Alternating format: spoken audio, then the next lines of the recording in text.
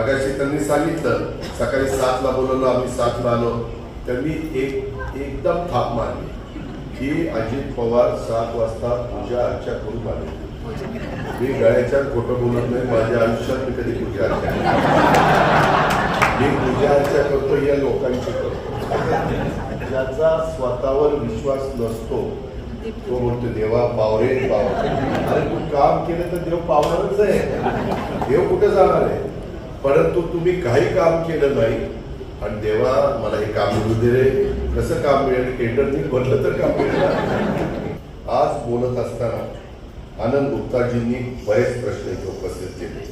त्याच्यामध्ये ॲग्रिकल्चर विभागाने सर्क्युलर काढले ब्लू लाईन रेड लाईनच्या बद्दल. आता तुम्ही मला सांगा, काही लोक अतिक्रमण करतात, आपल्या नदीमध्ये राडारोड टाकतात. तुम्हाला आश्चर्य वाटेल बारामतीकरांनो, मी या बारामतीमध्ये जेव्हा कधी पृथ्वी अस्तित्वात आली होती तेव्हा जी नदी, त्याच्यानंतर कुणी त्या नदीकडे बघितलं नाही. नदी म्हणजे अक्षरशः गटर होतं, गटर.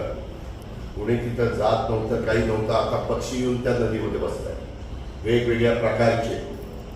आणि जिथं दोन बाजूला प्लंबवॉल आणि ते मध्ये मी बरोबर चॅनल केलेलं आहे, दोन्ही बाजूला झाडं लावतोय, सगळ्या गोष्टी करणार आहे.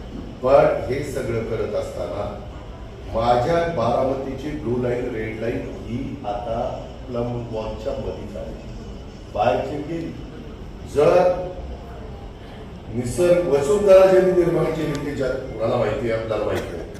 आणि ती येत असताना ती जे पाण्याचे जे प्रवाह आहेत, मग नदी असेल, नाले असतील, ओढे असतील, सारे असतील, ते जर अतिक्रमण करून बंद करायला लागले तर ते पाणी कुठनं तरी वाट काढणारच ना.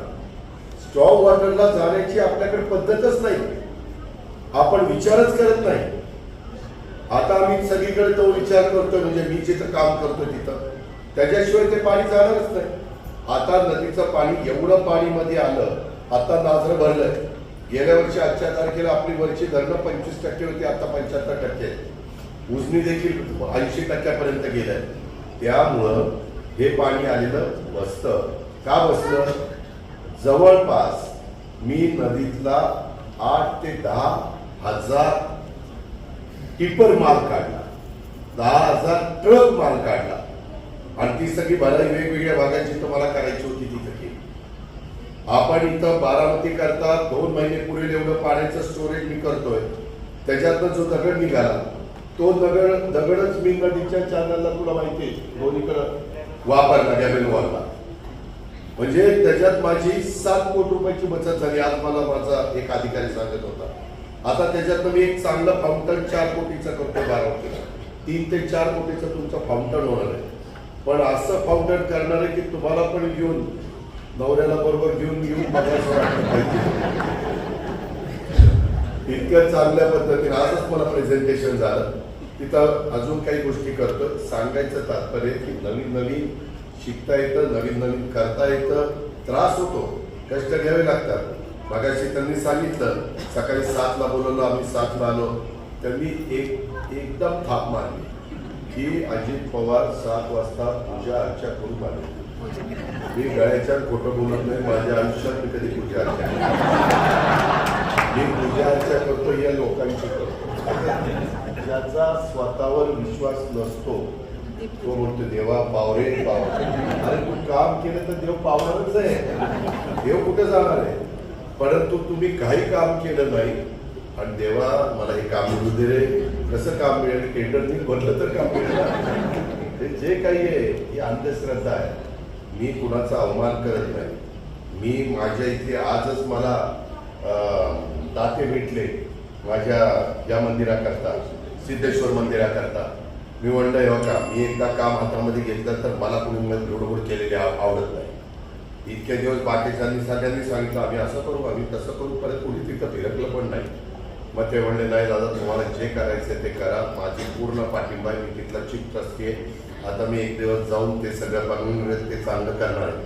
आता तुम्ही पलीकड कसब्यातलं जे आपण मंदिर केलेलं आहे तिथं मस्जिद पण आहे आणि मंदिर पण आहे. पण ते सगळं इतकं चांगलं केलेलं आहे. त्या सगळ्यांनी मला, मायनॉरिटीनं पण मदत केली, मला आपल्या सहकार्यांनी पण मदत केली. आपण चांगलं काम केलं तर लोक ॲप्रिशिएट करतात, लोक ऐकतात. फक्त आपण डेव्हलपमेंट करत असताना कुणाला वाऱ्यावर सोडायचं नाही. इथं तुमचे उद्योग एवढे बसलेत का कुठे? हा तेव्हा का फोनवर टेंडर हे मिळालं का टेंडर ते मिळालं चाललेलं सारखा पैसा पैसा कुठे ठेवलेला पैसा सूनच पूर्ण टिकवणार नाही काळजीच. त्याच्यामध्ये त्यांना विचारा महिनी आपल्या इकडचा परकाळी बंधाच्या जवाहर बागेच्या मध्ये त्या गजाचं घर आलं ते काढल्याशिवाय माझा रस्ता तिथं रुंद होत नव्हता.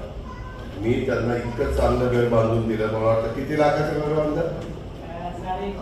21.5 लाख मी माझ्या पदरचे खर्च केले. बारामतीकरांना तुम्हाला मी आता आले तोंडात म्हणून सांगतो की मी प्लम बॉलला तिथून तिथं किती खर्च केले? 1 कोटीवर काय 22.25 कोटी मी माझ्या पदरचे खर्च केले.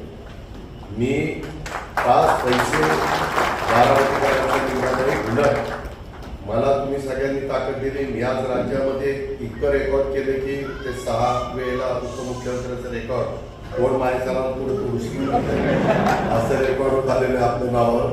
त्याच्यामुळं मला तुम्ही साथ देताय. मी मगाशी त्याने आपलं सांगितलं 2 निवडणुका झाल्या पण एका निवडणुकीत अपयश झालं, दुसऱ्या निवडणुकीत 2 निवडणुका झाल्या. तर ठीक आहे, मला तुम्ही साथ दिलेली, मी त्याच्यामध्ये कुठं कमी पडणार नाही आणि या पद्धतीनं कामं आम्ही सगळेजण करतोय. माझ्याही काही कंपन्या आहेत त्याच्यात पण CSR मिळतो. आम्ही मला वाटतं कृषीमूल शिक्षण संस्थेला आता दिलेला. मी आता कृषीमूल शिक्षण संस्थेला आपलाच प्रफुल्ल तावरे आणि सुभाष ते काम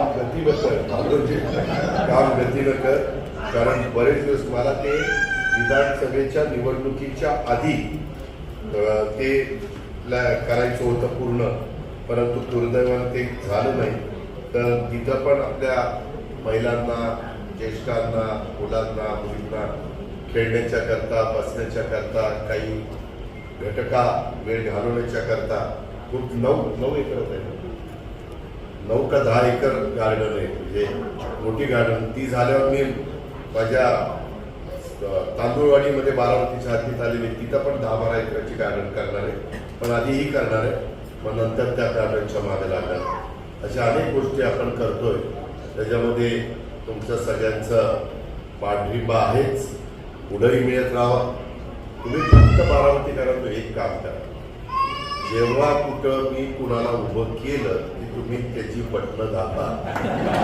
मी बारामती कुठं येतो तुम्ही बघतच राहा.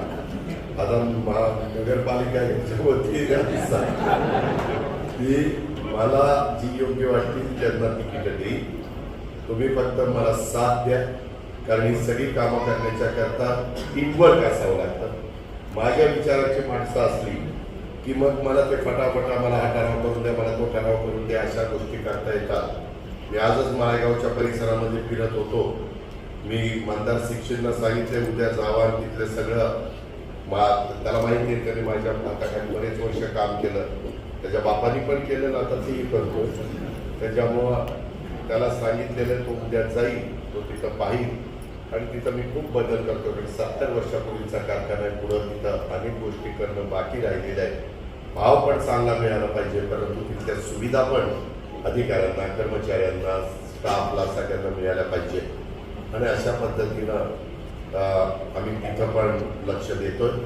अशा प्रकारे सगळा हा परिसर नीटनेटका देखून नियोजनबद्ध पद्धतीचा व्हावा म्हणून आपण सगळे मिळून, हे काही एकट्याचं काम नाही, ही सर्व परिवार म्हणून आपण एकमेकाला आधार देऊ, साथ देऊ. आणि त्याच्यामध्ये आमच्या builder association of India Baramati centre यांनी पण सहकार्य करावं, असं नवनिर्वाचित चेअरमन अध्यक्ष साहिल सुरेश खत्री त्याला मी सूचना करतो, विनंती करतो आणि उत्तम पद्धतीनं काम ह्या नवीन टीमने करावं अशा प्रकारची अपेक्षा व्यक्त करतो. पुन्हा आमच्या इथं आलेल्या आनंद गुप्तांना त्यांचं निवेदन मला व्यवस्थितपणे पोचविल अशा प्रकारची खबरदारी आपण सगळ्यांनी घ्या अशी विनंती करून पुन्हा सर्वांचं अभिनंदन करून मी थांबतो. जय हिंद, जय महाराष्ट्र.